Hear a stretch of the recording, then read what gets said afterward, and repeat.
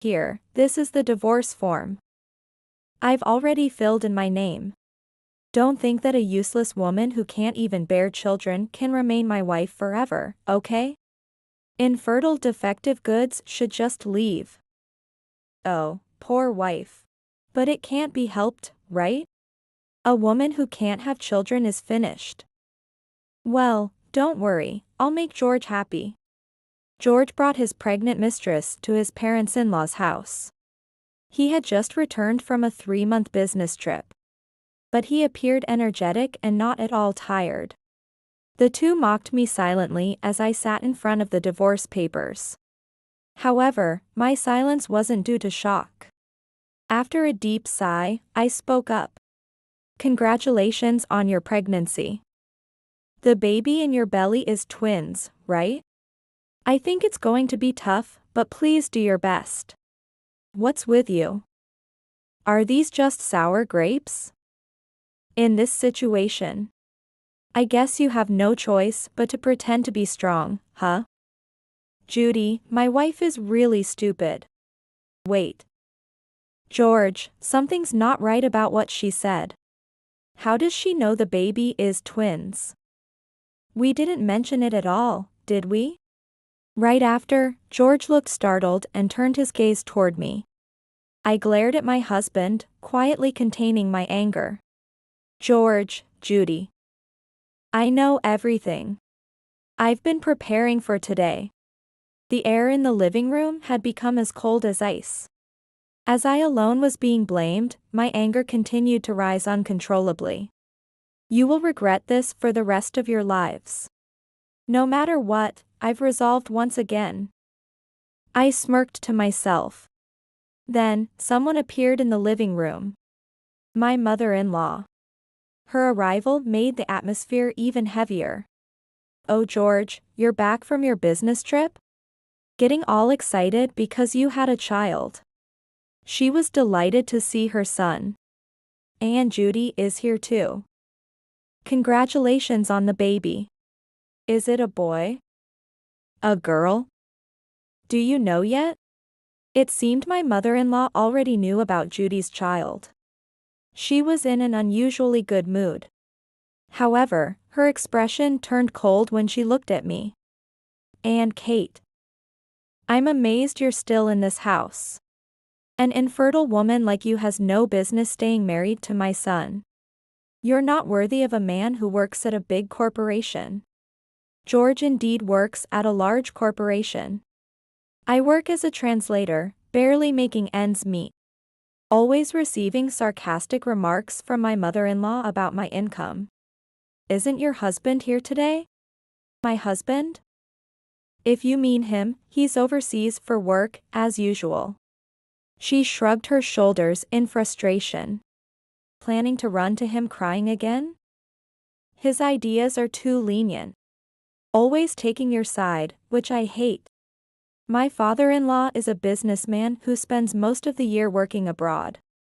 He's a reasonable man who would mediate if he were here. But in his absence, my mother-in-law and George are relentless. It was me who introduced George to Judy. I couldn't stand having an infertile woman as my son's wife anymore. Judy is far more suitable. George nodded in agreement with his mother's words. A mother's right. I don't need a useless woman like you. Get out of here. Sometimes a mother has to teach her son. If you don't like it, it's also necessary to cut ties early. Their confidence had been shaken earlier by the talk of twins. But gaining an ally quickly revived their spirit. I quietly listened to their words. Initially, my husband and mother-in-law were very kind to me. But 2 years passed without me getting pregnant, and their attitudes changed drastically. They began to call me infertile and useless. My husband wanted children to please his mother, who desperately wanted a grandchild. The fact that I couldn't provide a child was intolerable to them. I rekindled my determination, suppressing the anger bubbling inside me. I'll send them all to hell. How dare you talk so badly about others while excusing your own actions? I took out an envelope I had prepared. I'm not surprised or angry about what you're saying. I already know everything. The envelope contained evidence of George and Judy's affair. Pictures of them coming out of a hotel. On a day he told me he was on a business trip, they were enjoying French cuisine. They were also seen holding hands coming out of a spa hotel. The detective I hired was more capable than I imagined, digging deep into their affair. They wanted to see me shocked by the truths I didn't know. But there's no fun in it if I already knew everything from the start. George and my mother-in-law glared at me with a bold attitude. But panic was evident on Judy's face. Yet, I didn't touch on that but continued pressing on. George, you've hardly been home lately and have been gallivanting around, haven't you? You started making snide remarks. I thought it was inevitable at first. It's true that we couldn't have children. Whether it's common among couples or not, we had always longed for children. Despite our hopes, we weren't blessed with children. It was understandable that our relationship turned cold. The problem came afterward. You started blaming me for our inability to have children. That's why I suggested it, right? Let's try fertility treatments. But you refused. Our narrative was inconsistent. He wanted children but didn't want to undergo fertility treatments. Indeed, fertility treatments are expensive. However, George works for a large corporation and isn't financially strained. Even if I earn less than him, I still make enough to afford fertility treatments. That's why I thought maybe there was something you were hiding.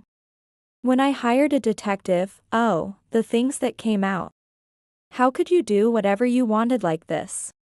So what? That doesn't change the fact that you're an infertile, useless woman. How shameless to investigate an affair, are you stupid? You're just making yourself more miserable. Who really is the miserable one here? I smiled back mockingly at the mother-in-law, who sneered with disdain. By the way, mother, have you congratulated Judy? It seems she is having twins. Mother-in-law, huh? Of course, I have. I'm so happy, twins? The mother-in-law tilted her head in confusion. Yes, mother. Judy's child is twins. We're getting 2 grandchildren at once.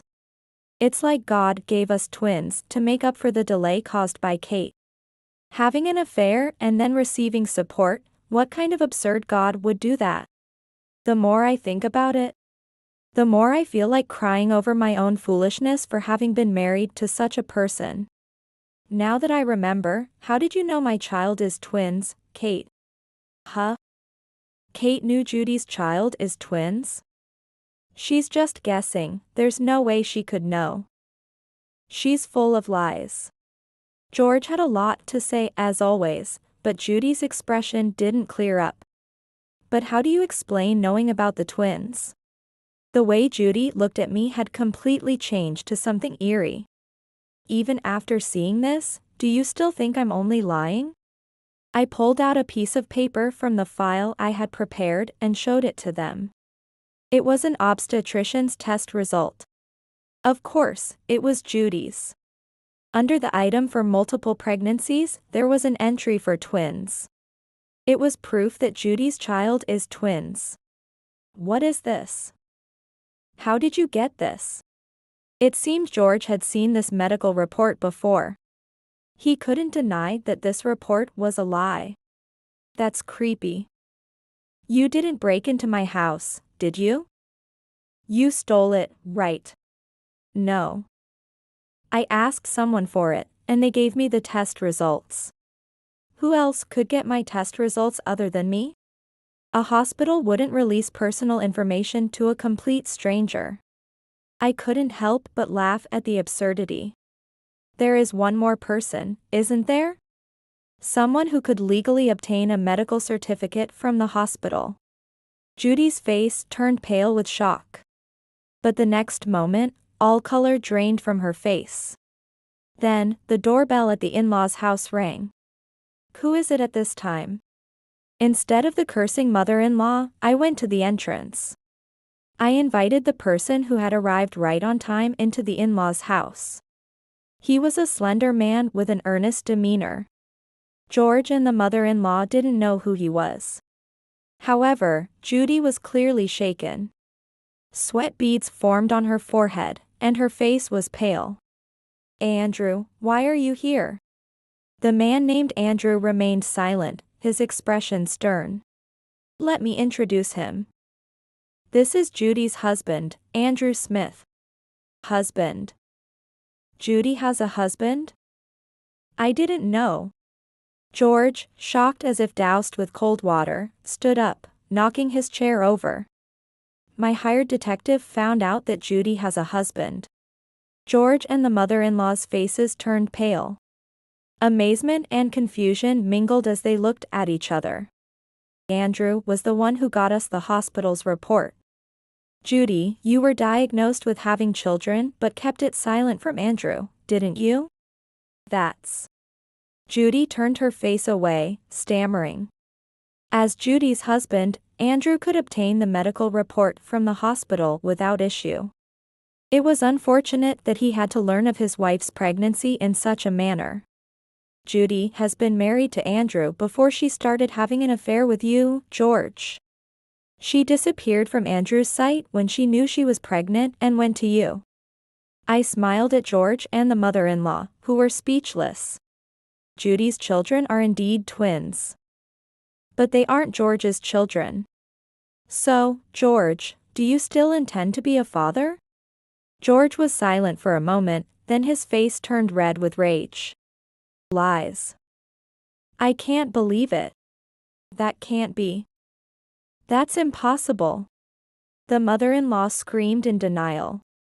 Ignoring them, Andrew approached Judy and confronted her sharply. "Judy, why did you have an affair? Tell me why." "Andrew. You were always busy with work and hardly ever came home. I felt lonely." Andrew was a police officer. He had been busy chasing a criminal that had been causing a stir recently. Indeed, he had been too busy to return home for days.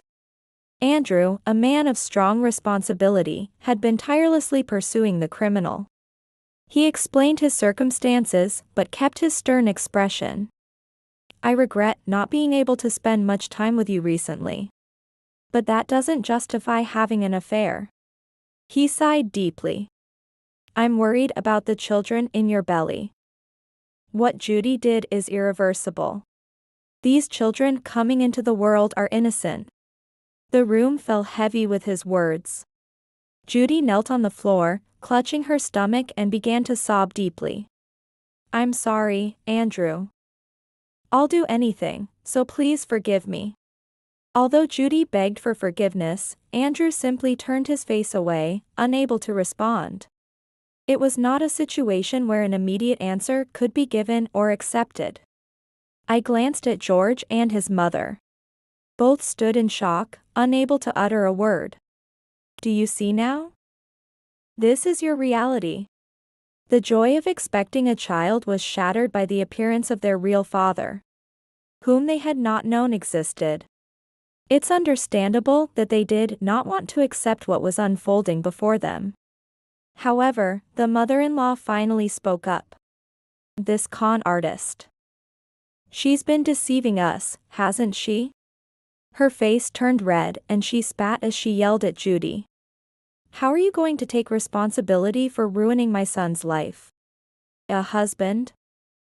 Are you kidding me? Just when I thought we were finally having a baby, how are you going to fix this, Judy?" Seizing the moment, George also began to berate Judy. Judy started crying even harder. And the atmosphere in the living room became increasingly tense. Seeing enough, Andrew stepped between Judy, George, and the mother-in-law. "Her actions are certainly reprehensible. However, both of you also have a responsibility in this that you must not forget." He was absolutely right. The mother-in-law who introduced Judy to her son despite knowing he was married. And George, who accepted it and tried to have a child with her, were not innocent either. I have no intention of defending Judy, but it's hard not to point out their hypocrisy. Quiet. We are the victims here. Exactly. After deceiving people, what kind of excuse is that? A foolish mother and son, never admitting their faults. I held back Andrew, who was about to confront them angrily. George, even after seeing this, can you still say you are completely blameless? I pulled out another envelope I had prepared and threw it at George. The contents spilled out onto the floor. George and his mother's expressions changed upon seeing them. What is this? The contents of the envelope were several photographs. In them, George was pictured with another woman. However, the woman was not Judy. This is evidence that George has been cheating not only with Judy but also with multiple other women. Hearing this, Judy looked in shock at the photographs scattered on the floor. What is this? George, you're the real fraud. How dare you propose marriage to me? No, that's not true. I haven't been with any other women. This is all a setup. Look at these photos, it's clearly you. Take a good look. George and Judy began arguing. Andrew held his head in dismay, unable to say anything. Even the mother-in-law seemed to be in shock, staring blankly at the photos she had picked up. Her son, whom she thought was being guided properly, was secretly wreaking havoc. It was difficult for any mother to accept. However, the mother-in-law suddenly slammed her hand on the floor. Kate. This is all your fault. My fault? Yes. It all started because you are infertile and useless. If you had just had children sooner, none of this would have happened. I wanted grandchildren quickly. How are you going to fix my life plans now? Life plans, huh? The mother-in-law had her own vision of life. Doesn't she realize that she is distorting her own life? George looked sadly at his screaming mother. However, George suddenly had a realization. Wait, Mom. Isn't there still a chance that Judy's child could be mine? Everyone in the room was left with a question mark over their heads. Because around the time Judy got pregnant, we were meeting almost every week. It makes more sense that Judy's child is mine. Andrew grimaced, distressed. The fact that his wife had an affair behind his back being blatantly discussed. It couldn't feel good. Is that possible? Judy, what do you say? The mother-in-law regained a bit of hope and questioned Judy. The very person she had just called a fraud. Judy looked troubled. It was impossible to know who the father was before the child was even born. Judy herself had relations with two men at the same time, so she didn't know whose child it was. Perhaps Judy thought it didn't matter whose child it was as long as she married George. Exactly, it's definitely my child, Mom. Kate is just trying to trap us because she's infertile herself. What a dirty trick. About that, there's something I need to apologize for. Saying this, I took out a securely sealed envelope. If I had done this sooner, maybe you wouldn't have had to do something so stupid. I took out a piece of paper from the envelope and handed it to George. As he read the contents, he was shocked. What is this? That, George, is the result of your fertility test. It's not me who's infertile. George, it was because you are infertile that we couldn't have children. I wanted children just as much. That's why I suggested fertility treatments. George refused, but I wanted to do something. So, I secretly took a sample from George. I had fertility tests done for both of us. George was found to have an abnormality in his sperm, meaning he could not father children. This means that Judy's child is actually Andrew's. George and his mother were left speechless, unable to accept this overwhelming truth. The mother-in-law's lips quivered and her eyes widened, while George's face turned pale, and he fell silent. Remember all those harsh words you've hurled at me? Calling me a useless, infertile woman because I couldn't have children? Now, let me return those words to you. I smiled sardonically at the two despondent figures before me. How does it feel to know you're the one who can't produce children? To know you're the infertile one? Don't mess with me. George yelled and lunged at me, but Andrew stepped in to restrain him. Still, George continued to shout. You did this test behind my back. Why did you hide it from me? You think you can mock me, you witch? You were too busy ignoring me and fooling around. We weren't exactly in a state to have a heart-to-heart, were we? By then, I had already started investigating your affairs. I never anticipated such a result from the fertility tests. Yet, here it was, and on top of it, the reality of his infidelity. All that filled me was pure rage and an inability to forgive. The sound of tearing paper echoed. The mother-in-law had ripped up the results of her son's fertility test. One ridiculous claim after another. I've had enough. I never thought you could be such a vile woman. She crumpled up the fertility results and threw them at me. Don't you ever show your face here again, you foolish woman. I stepped toward the raging mother-in-law. You may think you're done talking, but I'm not. I pulled out my smartphone and displayed several images. The photos showed the mother-in-law in intimate poses with an unknown man. Her complexion visibly worsened. Where did these come from? These are photos of you having an affair. While I was investigating how you introduced Judy to George, I also found out about your own secret meetings with this man. George and Judy looked at the mother-in-law with shock. She seemed about to make an excuse, then clenched her teeth and glared at me. Yes, I'm having an affair. My husband is almost never home. He's always abroad. Life with him has become dull. The man I'm seeing now is exciting, and I intend to remarry. George, her son, seemed the most shocked by her cold confession. However, I had no sympathy left for him. You always said a mother has to teach her children, right? Were you teaching him about infidelity from your own experiences? Such exemplary education from you, mother-in-law. Yes, that's right. You should switch marriage partners quickly if needed. She brazenly admitted it. I confronted her straightforwardly. Mother, you are being deceived. The mother-in-law frowned and tilted her head. Deceived? What do you know? She continued smugly. I'm moving forward with the marriage. When my husband returns next, I'll present him with divorce papers. It's only fair, given how he's neglected me. I've even pooled money with my new partner, everything is ready. I laughed out loud at her foolish actions. Mother, is this the man you're involved with? I presented a photo of a man, clearly taken, showing his face prominently. The mother-in-law's expression changed upon seeing it, and Andrew, observing from a distance, looked even more astonished. Yes, that's him. What are you trying to say? I delivered the worst news.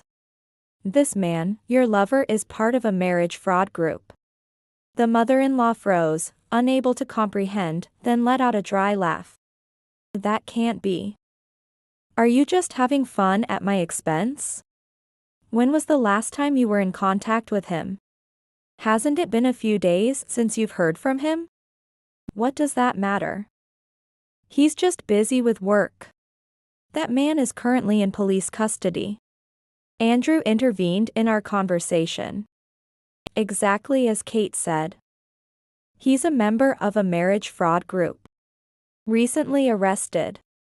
Andrew had been pursuing a case involving a marriage fraud ring, a well-organized group that had vexed the police for years. It had been reported on the news just days ago that they had finally been arrested. Andrew's confirmation forced the mother-in-law to face the truth. Such a thing, it can't be. It's true. The man you plan to remarry is only trying to swindle you out of your money. The police will likely contact you soon as a victim. Andrew nodded awkwardly. While he seemed somewhat sympathetic, I felt no such compassion. But I have a husband, so it's not a problem. I'll just have to endure it. I couldn't help but laugh. Do you think I haven't told your husband about this? Her expression froze, and at that moment, the living room door opened. Without ringing the intercom, the person who appeared at the in-laws' house was the head of the household. George's father, who was supposed to be abroad. Father, thank you for coming all this way. The father-in-law nodded gravely. The mother-in-law glared at me furiously, but when the father-in-law looked at her, both she and George shuddered. Why are you here? The father-in-law said nothing, just narrowed his eyes. This is all a misunderstanding. I was just trying to distract myself a little. That's right, Dad. This is all a misunderstanding by Kate. She's making a fuss all by herself. The father-in-law did not respond to their words, but turned to face me instead. Thank you for consulting with me, Kate. I understand how much you've suffered. George and the mother-in-law continued to make poor excuses. But a stern look from the father-in-law silenced them. What you two have done is inexcusable. It was incredibly foolish. The father-in-law's anger grew stronger. George, I am disowning you. You failed to fulfill your duties as a husband. Betrayed your wife, Kate, and displayed such disgrace. Do not show your face to me again. But. Ignoring George's collapse, the father-in-law turned to the mother-in-law. You are nothing but a useless parasite. You have been incredibly cruel to Kate, and even getting duped by a marriage scam. How could you be so foolish? The mother-in-law trembled but retorted. It's all your fault for always going abroad and leaving me alone in America. That's why I discussed all of this before we married. You said you'd come abroad with me, but as soon as we had children, you changed your mind and refused. Tears filled the mother-in-law's eyes, but the father-in-law was unforgiving. Since you want a divorce, it suits me fine. Let's get divorced. Wait. I didn't mean that. She tried to plead with the father-in-law, but he coldly turned her away. This is the result of your actions. Do not involve me anymore. The father-in-law slammed the divorce papers on the table. Overwhelmed by the father-in-law's irrefutable words, the mother-in-law tearfully signed the document. Throughout the process, she attempted to apologize to the father-in-law multiple times. But her apologies were ultimately never accepted. Andrew said he would talk with Judy and took her away. I started to fill in the divorce papers George had initially given me. Kate, wait a minute, wait. George was making a fuss, but I finished signing without paying any attention to him. It's too late. I don't want to hear anything from you. May you live miserably and go to hell. The father-in-law also advised me to properly claim compensation. Encouraged to correct what was wrong, George no longer argued. Time passed quietly after that. My divorce from George was successfully finalized, and we were completely separated. With the help of the father-in-law, the compensation claim was proceeding. However, the payments suddenly stopped. I didn't want to talk, so I ignored it until George contacted me. What do you want? I don't need anything from you except for the compensation. George paused for a moment, then spoke in a heavy tone. Actually, I'm being sued by someone other than Judy. I don't have enough money for legal fees and compensation. I wasn't surprised by his words. Right, you've been fired from the company as well. You might not have an income now, but well, Good luck. Wait, how do you know about the company? Your father told me. One of your affairs was with someone from a client company. And their president got so upset, he ended the business dealings. George suffered significant losses and was fired from the major company he used to brag about. After a moment of silence, George began to speak haltingly. Kate. I was wrong. I hurt you, and I truly regret how everything turned out. Please, forgive me. Let's start over. From the other end of the phone, I scoffed at George's pleading words. George, do you remember what you said to me? Don't think a useless woman who can't bear children can stay married forever. Let me return those exact words to you. George was speechless, left only with silence. It's over. Don't ever contact me again. The only thing I want from you is the compensation. With those final words, I hung up the phone. A few months later, Andrew informed me that Judy had safely given birth. The babies were twins, and a paternity test confirmed they were indeed Andrew's. However, ultimately, the two decided to divorce. At first, Andrew tried to salvage their relationship. But Judy remained unrestrained, even beginning to neglect the children, leading to an inevitable divorce. Andrew gained custody of both children and communicated his determination to raise them well. On the other hand, George and his mother seemed to be living a real-life hell. George was unable to secure a stable job, continuously sued by his affairs, and was financially and emotionally cornered. The mother-in-law, caught in a marriage scam, became known in her community, and the money she had invested never returned. Still, the two did not try to support each other, instead blaming one another. The mother-in-law once called my life dull. Yet, both of them together couldn't describe their lives as anything but miserable. With the help of my father-in-law, I decided to move abroad. Having worked as a translator and being confident in my language skills, I was invited by my father-in-law, who needed someone with international expertise, to start a job that involves traveling around the world. I once dreamed of a future with children. Once my life settles down, I think I'll try again to find a partner. And maybe one day, when I have children and they grow up, I'll proudly tell them the absurd tale of the foolish people I once knew. Determined not to let my life be dull, I took another step forward today.